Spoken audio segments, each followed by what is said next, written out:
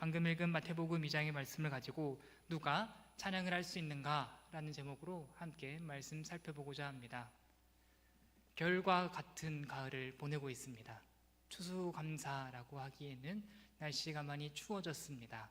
다들 감기 조심하시고 건강하셔서 우리 신앙의 자리를 넉넉히 지킬 수 있는 모든 우리 믿음의 권속들 되기를 원합니다. 오늘은 추수감사 주일로 보내고 있습니다.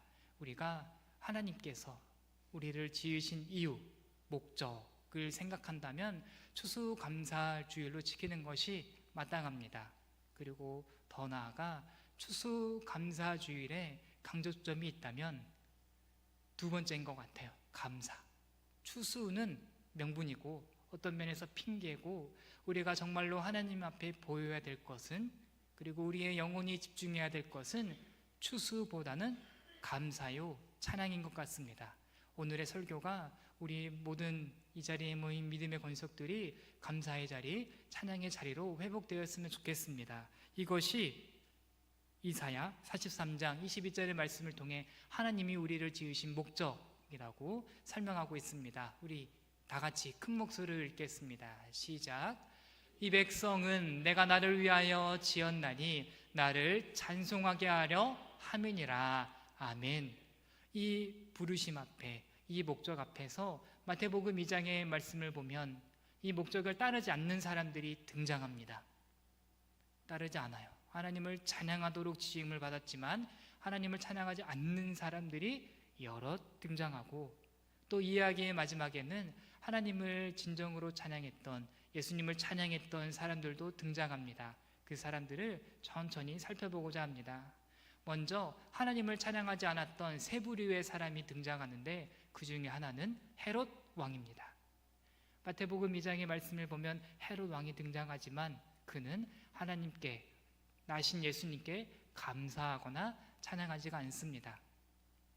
그의 인생, 그가 걸어온 발자취를 우리가 추적해 본다면 그의 태도가 어느 정도 이해가 되는 부분이 있습니다. 먼저 헤롯 왕은 유대인이 아니었어요. 유대인이 아니고 에돔 출신이었습니다.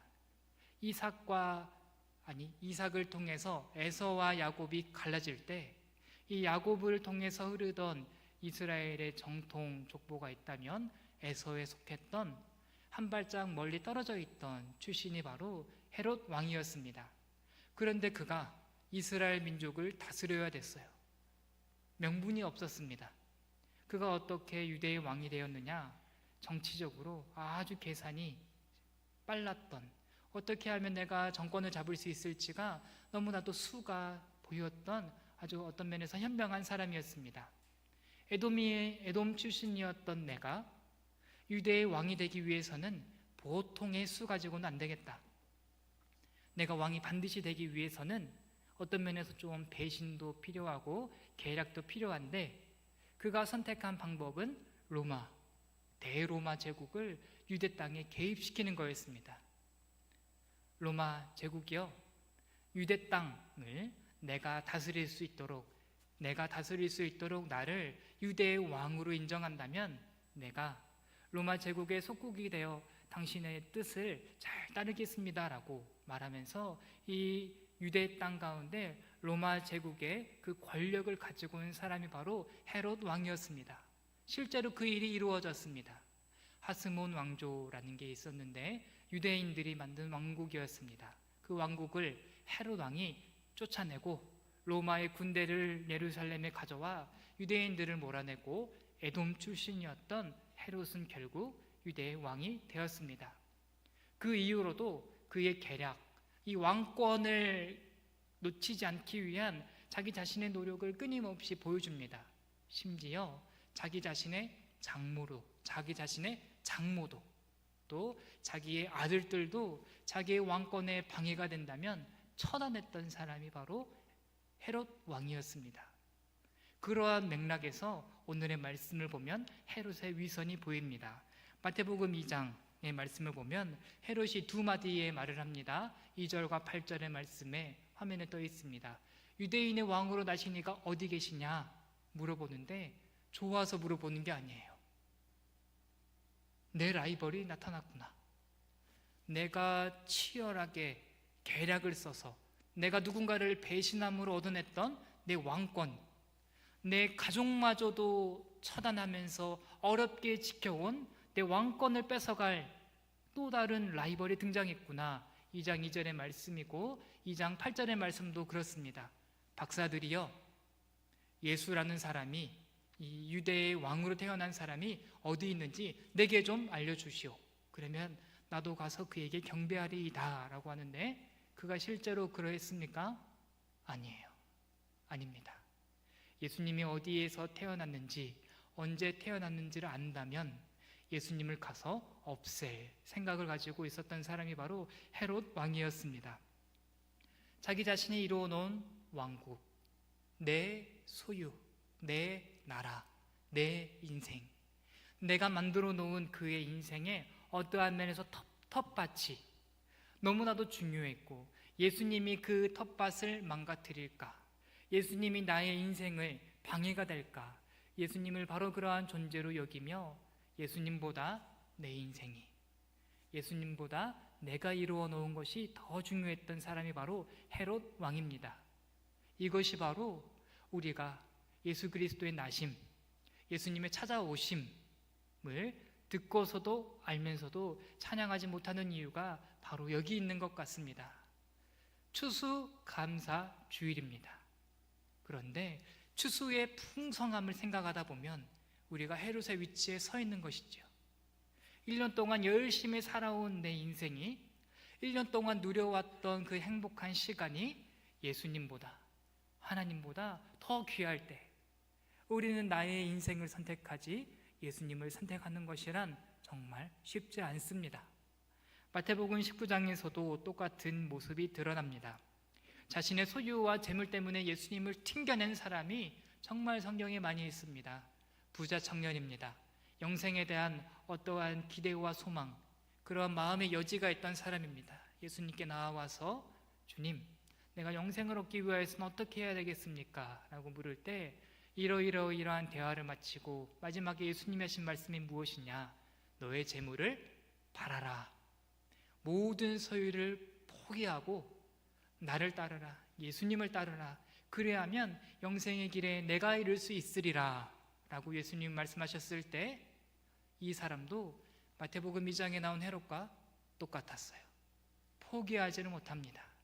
내 인생이 더 중요해서 예수님을 포기해버리는 그 인생의 모습을 우리가 마태복음 19장의 말씀에서도 확인할 수 있습니다. 이것이 한두 사람의 문제가 아니요, 성경에 나온 몇몇의 나쁜 사람의 문제가 아니요, 오늘날 추수감사주의를 보내는 우리의 마음에 왜 하나님으로 인해서 감격이 없을까? 왜 하나님으로 인해서 뜨거워지지 못할까를 점검할 때 마태복음 2장이 우리를 점검케 하는 첫 번째 자리입니다. 우리의 인생이, 나의 소유가, 내가 손에 쥐고 있는 것들이 예수님보다 더 귀하지 않기를 원합니다. 하나님은 이것을 너무나도 잘 아셨던 것 같아요. 우리는 좋게 들어주셨으면 좋겠습니다. 쥐꼬리만한 소유가 있어도 그것의 마음을 다 홀라당 뺏기는 것을 하나님은 너무나도 잘 아셨던 것 같아요. 그래서 구약의 성도들에게는 이런 믿음의 훈련을 시키셨습니다. 레위기 23장의 말씀입니다. 레위기 23장 말씀 들어가기 전에 또 이 설명도 드리면 좋을 것 같습니다.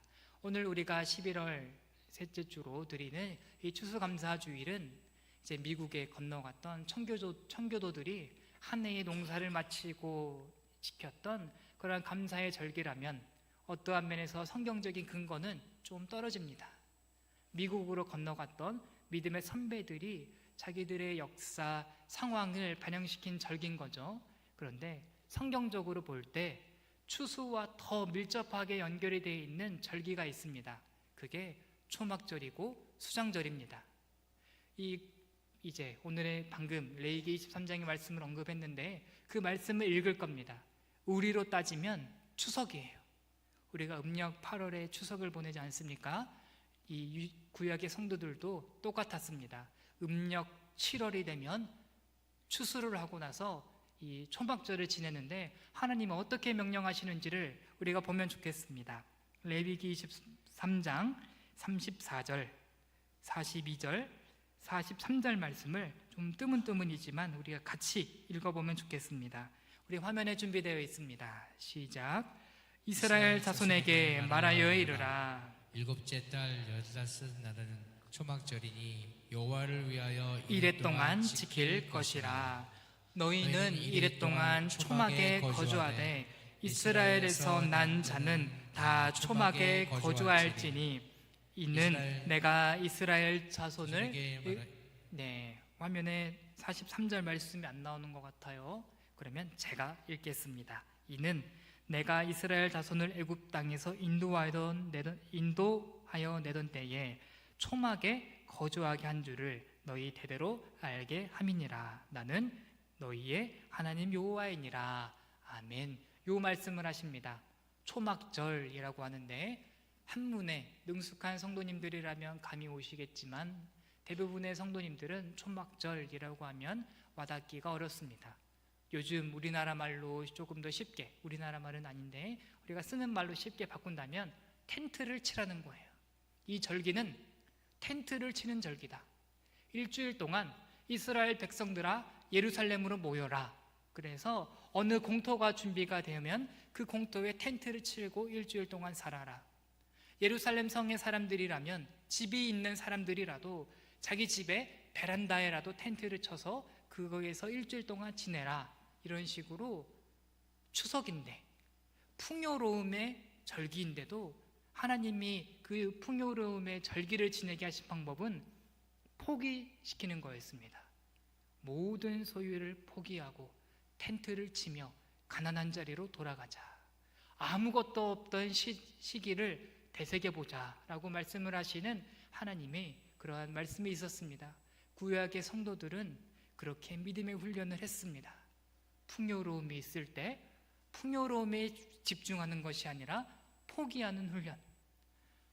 추수가 있을 때 그 추수의 은혜와 감격보다 그들에게 더 본질적으로 중요했던 것은 인도하시고 채워주시고 이끌어주셨던 하나님께 집중하는 것이었습니다. 그렇게 스스로 빈 털터리가 되어서 초막을 치며 아무것도 없이 보내는 일주일의 기간 동안 하나님께 대한 감사가 저절로 이루어질 수 있던 것이 구약의 성도들을 하나님 훈련시키는 방법이었습니다. 우리 도남제일교회 믿음의 모든 권성 여러분, 오늘날 우리가 텐트를 치진 않습니다. 오늘날 우리가 모든 소유를 포기하지는 않습니다. 다만 우리가 그 의도, 그 마음, 그러한 방향성은 우리가 쫓아가야겠습니다. 추수감사 주일에 우리가 감사하지 못하는 이유, 우리가 찬양하지 못하는 이유는 추수의 풍성함에 속아버렸지 않았을까? 아니면 추수에 만족하지 못하는, 하나님으로 만족하지 못하는 그러한 연약함이 우리 가운데 있지 않았을까를 말씀을 통해 점검해 보았으면 좋겠습니다. 헤롯의 어리석음에서부터 우리가 벗어납시다. 우리의 인생, 우리의 소유에 집중할 것이 아니라 찾아오신 그분의 은혜, 구원하여 주신 그분의 은혜, 그것이 우리의 마음을 동하는 신앙의 원리가 되기를 주님의 이름으로 축복합니다. 다음으로 넘어가겠습니다. 헤롯 대왕은 어떠한 면에서 욕망 때문에 하나님을 찬양하지 못했다면 대제사장과 서기관들도 예수님을, 하나님을 찬양하지 못합니다. 그 이유에 대해서 먼저 말씀을 드리자면 그들은 지식은 있었으나 머리는 채워졌으나 가슴이 채워지지 않던 사람들을 보여줍니다. 오늘의 말씀 가운데 이러한 말씀이 있습니다. 헤롯이 물어요. 메시아가 어디 나겠느냐? 유대의 왕이 어디서 나겠느냐라고 마태복음 2장 5절과 6절 말씀에 물으니까 대제사장과 서기관들이 냉큼 대답합니다. 그 구절을 우리가 다시 한번 읽겠습니다. 서기관들이 정확하게 알고 있었습니다. 5절과 6절입니다. 시작. 이르되 유대의 베들레헴이오니 이는 선지자로 이렇게 기록된 바 또 유대 땅 베들레헴아 너는 유대 고을 중에서 가장 작지 아니하도다. 내게서 한 다스리는 자가 나와서 내 백성 이스라엘의 목자가 되리라 하였음이니이다. 아멘. 서기관들은 너무 잘 알고 있었습니다. 유대의 왕이 나신다면, 하나님이 이 땅에 메시아를 보내주신다면 유대 땅에서 베들레헴에서 날 것입니다라고 정확히 번지수를 짚어낼 수 있었던 사람입니다. 서기관에 대한 히스토리를 거꾸로 추적해 보면 이것도 일리가 있는 그럴 만한 상황입니다. 서기관들이라고 한다면 기록한다 라는 그러한 의미가 있는 것인데, 그들이 무엇을 기록했느냐? 눈을 뜰 때부터 눈을 감을 때까지 성경을 필사하던 사람들이었던 거예요. 바리새인들은 어떠한 면에서 볼 때 경건의 모습, 유대의 공동체에서 경건의 모습을 세워나가는 지도층이 바리새인이라면, 서기관은 똑같은 지도층인데 성경을 필사하며 어떠한 면에서 이론의 전문가, 성경의 장절을 외워서 그 장절의 의미를 사람들에게 가르쳐 줄 수 있는 위치의 사람들이 바로 서기관들이었습니다. 이것이 바벨론 포로 이후에 그들의 권위가 더 상승이 되는 사례가 있습니다. 바벨론 포로 이후에 이스라엘 백성들이 신앙의 회복을 꿈꾸게 됐습니다. 포로로 잡혀간 것, 우리의 신앙의 근본이 사라졌기 때문이다.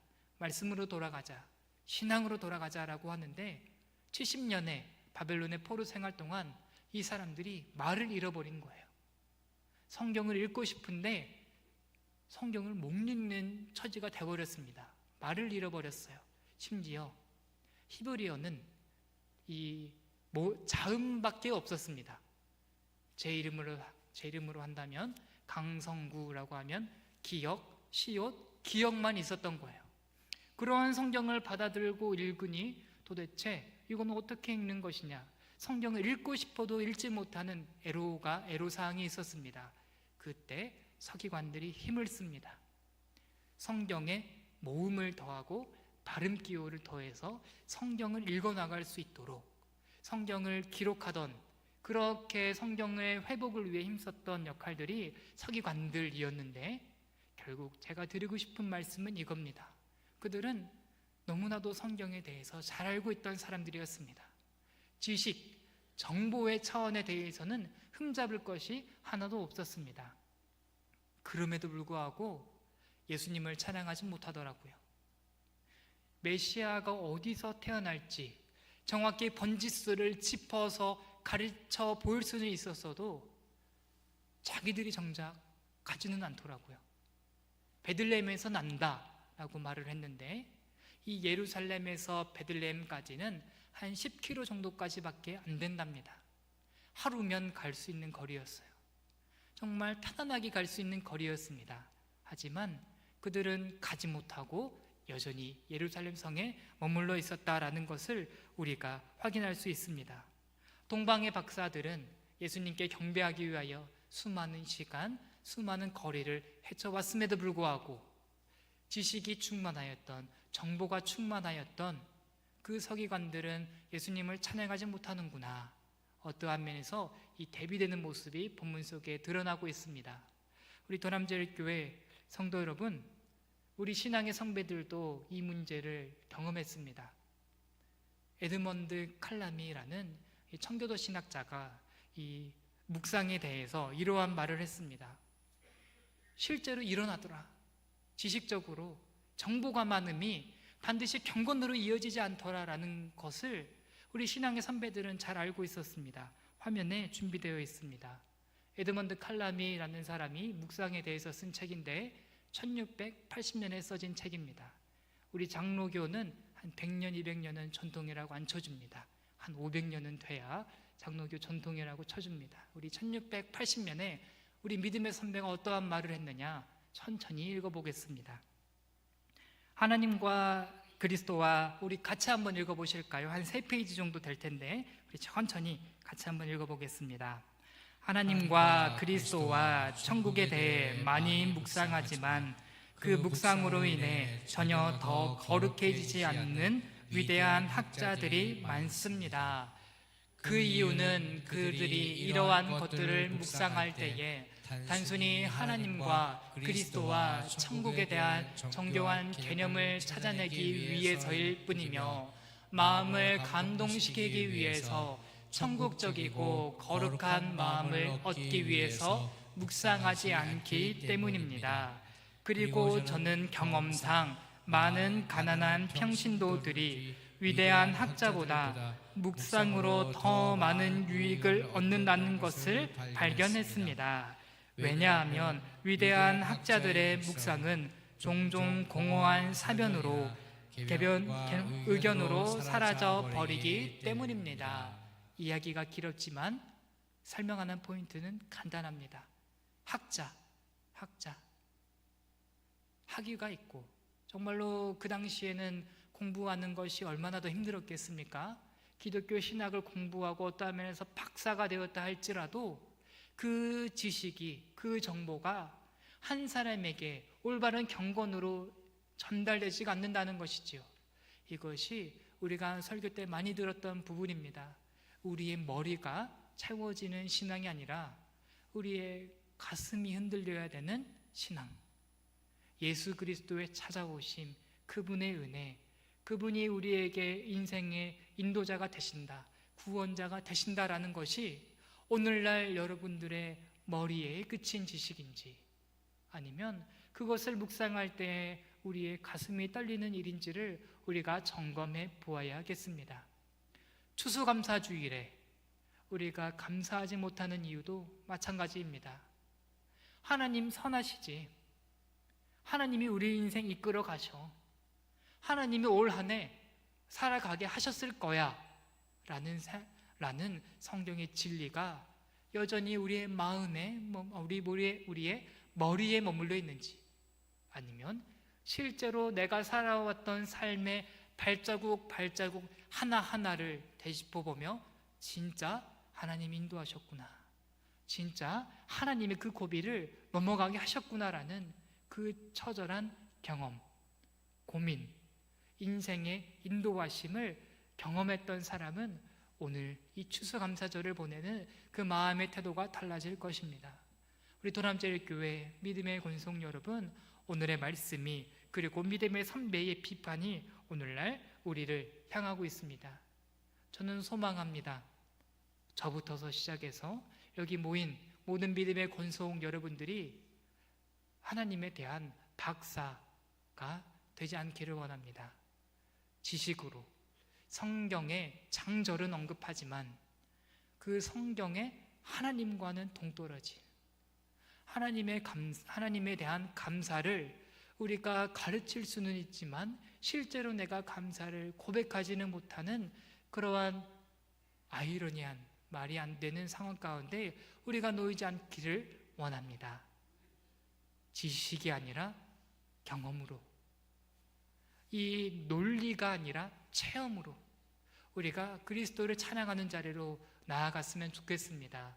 그래서 우리 도남제일교회는 추수감사주일에 하나님을 만난 사람들, 하나님이 하셨다라고 고백하는 정말 그러한 믿음의 권속들이 되기를 주님의 이름으로 축복합니다.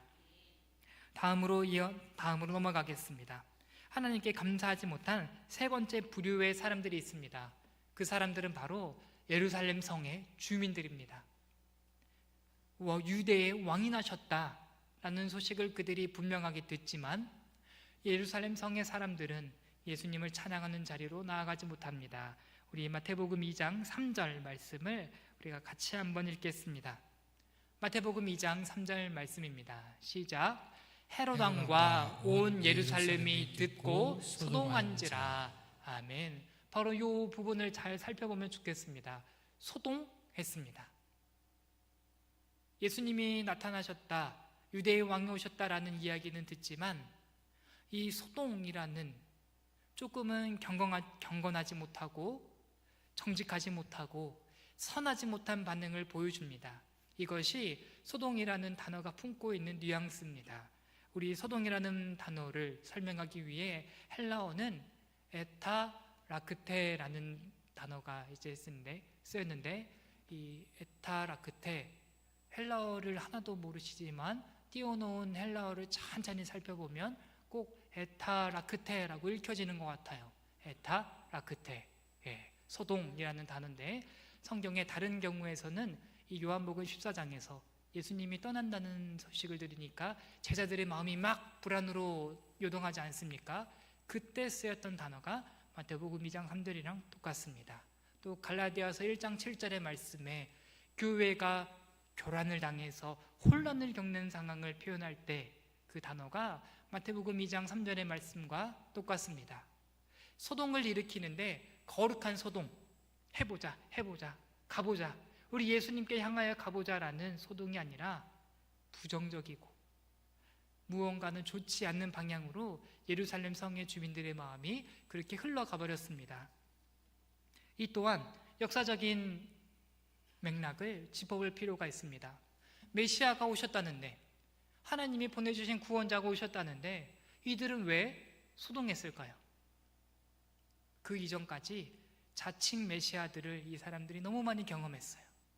자칭 메시아, 내가 하나님이 보내주신 대리자다, 내가 너희의 구세주다, 나를 따르라 라고 수많은 사람들이 나타나서 사람들을 유혹하고 미혹해서 어떠한 면에서 사람들에게 자유를 주고 독립을 주기 위해 애썼지만 그들이 다 실패했습니다. 그러니까 메시아라고 우리 주님이 나타났을 때는 이 사람들이 의심이 생기는 거예요. 진짜 따라가야 되나? 이전에 실패했던 사람들도 있는데 이 사람은 도대체 뭐가 다른 거야? 나 못 믿겠는데, 나 못 따라가겠는데 라는 그러한 상황을 성경이 요약하면서 소동이다 라고 표현하고 있습니다. 실제적인 역사의 사례를 하나 들자면, 유대인들은 헤롯 왕이 되기 직전에 이 헬라, 그리스 제국에서부터 예루살렘을 독립시키기 위해서 하스몬 왕조 마카비 혁명이 일어났습니다. 마카비라는 거는 사람 이름이고 하스몬은 왕조의 이름인데, 아무튼 이 유대인들이 독립을 외치며 헬라의 대제국으로부터 예루살렘을 독립시켰습니다. 사람들은 그가 메시아인 줄 알았어요. 그런데 결국은 역사가 어떻게 흘러나갔느냐? 더 큰 재앙이 예루살렘 가운데 임합니다. 하스몬 왕조를 끝내기 위해, 마카비 혁명을 끝내기 위해 로마 제국, 앞서 말했던 이 헤롯 왕이 로마 제국을 예루살렘으로 가져와 반란을 일으켰어. 너네들이 독립하려고 해? 아주 그냥 박살 내줄게. 이 경험을 그들이 했던 거예요. 그러니까 이제 유대의 왕이 나타났다는 말이 그들에게 두렵습니다. 따라가면 우리 망하는 거 아니야? 따라가면 또 싸워내야 되는데, 또 무언가를, 이 메시아를, 이 왕을 쫓아가기 위하여 우리가 또 어떤 수고와 고생을 해야 되는데 너무 부담스러운데 이제 나는 못 따라가겠어 라는 그러한 정서가 예루살렘 성 가운데 만연했던 것이지요. 예수님이 오셨음에도 불구하고 예수님을 따라가는 그 과정 중에 책임져야 될 그 에너지, 그 힘, 그를 예수님을 왕으로 받들어 모시기 위한 삶이 주는 부담감 때문에 그들은 소동하고 말았습니다. 도남제일교회 성도 여러분, 오늘날 우리들도 비슷한 위치에 있는 것 아닐까라는 생각이 듭니다. 우리가 예수님을 따라가겠노라라고, 예수님이 우리에게 찾아오셨고 예수님이 우리의 삶을 바꾸어 가신다라고 말할 때 우리는 감사로 반응해야 될 텐데, 감격과 찬양의 자리로 우리가 예수님을 쫓아가는 그 길이 그러한 정서, 감사와 찬양과 감격과 은혜로서 그 길이 충만하게 채워져야 되는데, 예수님을 따라가려는 우리의 마음이 소동합니다. 불편해요. 힘이 들 게 뻔합니다. 못 따라가겠어요. 예수님을 쫓아가야 되는데, 감사의 자리로, 찬양의 자리로 나아가야 되는데 그 수고가 눈에 보이는 거예요. 예수님을 따라 살려면 이것도 포기해야 되고, 예수님을 따라 살려면 저것도 바꿔야 되는, 그러한 것이 내 눈에, 내 머리에 환하기 때문에 예루살렘 성의 사람들은 예수님을 쫓아가기를, 찬양하는 자리로 나아가기를 포기해버렸습니다. 우리는 그렇지 않기를 원합니다. 그리스도를 따라감이, 그리고 그리스도를 쫓아감이 우리의 인생의 진정한 찬양과 감사를 회복시키는 방법입니다. 우리 도람제일교회, 우리 믿음의 권속 여러분, 오늘날 주님의 뜻, 복음이라는 단어, 변화, 새로움, 경건, 교회 생활, 신앙 생활이라는 단어를 들을 때 여러분들의 마음은 어떻게 만들어지고 계십니까? 어떠한 정서가 여러분들의 마음을 흔들고 계십니까? 혹시나 소동은 아닐지 점검해 보면 좋겠습니다. 주님 따라가는 건 좋은데 못 따라가겠어요 라고 소동하는 마음이 있다면 올 한 해 지금 이 순간, 감사를 고백해야 되는 이 순간, 바로 지금이 우리의 마음을 바꾸어 달라라고 간구하기에 너무나도 적합한 시기입니다. 주님, 감사해야 되는데, 찬양해야 되는데 소동만 하고 있던 내 마음 바꿔주시옵소서. 주님의 찾아오심을 있는 그대로 받아들이며 그 어떠한 수고로움도, 그 어떠한 역경도 주님 앞에서 감사로 받을 수 있는 내 믿음 되게 해달라고 기도하며 나아가는 오늘 시간 되기를 원합니다. 마지막입니다. 마지막, 앞서 나눈 세 가지의 사례는 실패의 사례라면 성공의 사례가 등장했습니다. 바로 동방에서 온 박사들입니다. 이 동방에서 온 박사들이라는 표현을 살펴볼 때 중요한 부분은 아니지만 그때 당시에 유대 땅을 기준으로 해서 바벨론이나 페르시아, 그 문명에 속한 어떠한 나라에서 온 박사들로 우리가 추측할 수 있습니다. 지역을 동방이라고 했기 때문에 그렇게 해석할 수도 있고, 박사라는 이 성경의 표현이 이 마고이라는 표현이 쓰였는데 이게 바로 바벨론과 페르시아에 있던 어떠한 제사장, 어떤 면에서 이제 지식층을 언급한다는 측면에서 우리가 페르시아나 바벨론으로부터 정말 먼 거리에서부터 예수님을 찾아온 사람들이 있었다라고 성경이 표현하고 있습니다. 무엇이 이들을 찬양의 자리로 인도했습니까? 어떠한 것이 이들이 메시아의 나심을 감사하는 자리에 있을 수 있도록 만들었습니까? 다름이 아닌 별의 인도였습니다. 별의 인도. 정말 흐릿하고 낮이 되면 보이지도 않고 밤이 되어야만 빛을 비추이고 굉장히 혼란스럽고 부족하고 연약하고 가능성을 쳐주기에는 너무 희박한 그 별을 쫓아 그들은 예수님이 나심이 있는 자리로까지 이동했습니다. 이것이 오늘의 본문과 대비가 됩니다. 유대의 사람들 확실한 말씀이 있었어요. 예수님이 어디에서 나신다, 그분이 어떠한 분이시다라는 확실한 성경 말씀을 가지고 있음에도 불구하고 발 한 발자국도 움직이지 않았던 사람들과 별이라는 흐릿한 하나님의 지시를 받아 가지고서도 기쁨과 감사로 나와왔던 사람들이 있습니다. 그게 바로 핵심입니다. 어떠한 면에서 저는 이렇게 예시를 들고 싶습니다. 예루살렘 성에 있던 헤롯이든 서기관이든 예루살렘 성의 주민들이든 그 사람들은 흑백 캐릭터 같아요. 지금 마태복음 2장에서 색깔이 없어 보입니다.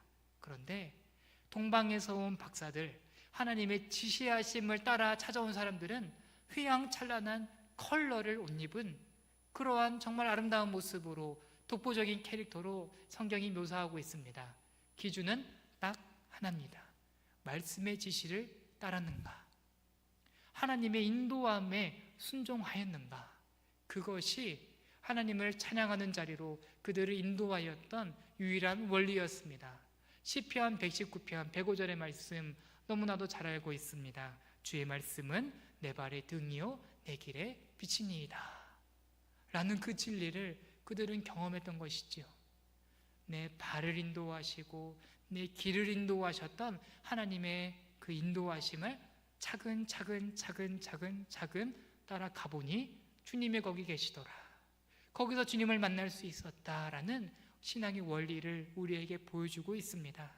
도남제일교회 믿음의 권성 여러분, 오늘 이 시간 주님의 이름을 부르며 주님을 만나기를 원하며 우리가 그러한 마음을 가지고 이 자리에 나온 것 정말로 중요하지만 그만큼 중요한 것은 평상시의 삶 속에서 예배당 이후의 모습 가운데에서도 우리가 여전히 하나님의 지시하심, 하나님의 말씀하심, 하나님이 기뻐하시는 것과 하나님이 미워하시는 것의 기준을 가지고 우리의 삶을 살아왔는지를 점검하는 것 너무나도 중요합니다.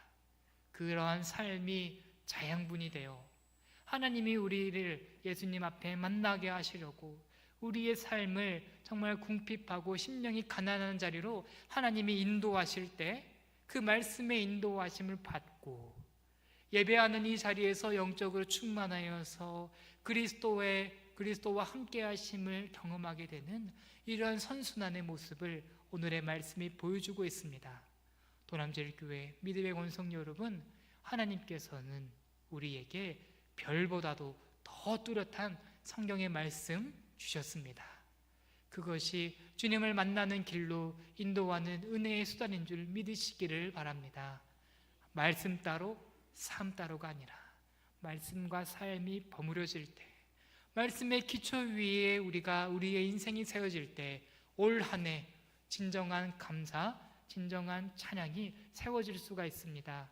추수감사주일, 말씀과 가까운 사람, 말씀으로 살아보게 애썼던 사람은 보일 겁니다.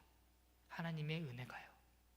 반대로 하나님과의 친밀함, 하나님과의 가까움, 말씀의 인도함을 받지 않고 지뢰밭을 그냥 내 마음대로 내달렸던 사람은 당연히 그 지뢰밭이 이 피하게 해줬던 말씀을 인정하지 않고 거부함으로써 그 지뢰를 다 밟고 고통을 받았던 인생은 주님 앞에 감사하기가 그만큼 어려운 것이지요.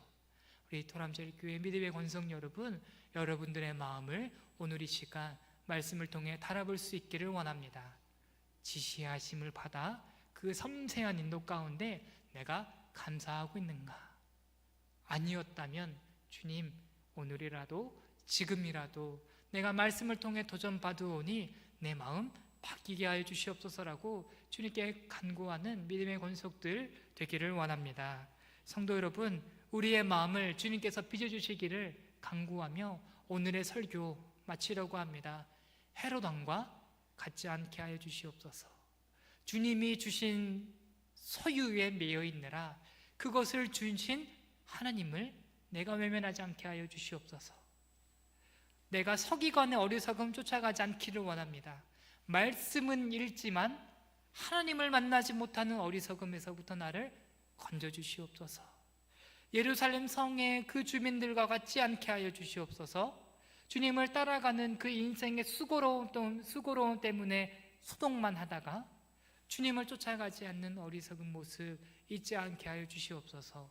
동방에서 온 박사들처럼 말씀으로 인도함 받아 주님이 기뻐하시는 것만 쫓아가다가 주님을 만나 큰 기쁨을 회복하는 내가 되게 하여 주시옵소서라고 우리가 주님 앞으로 나아가면 좋겠습니다.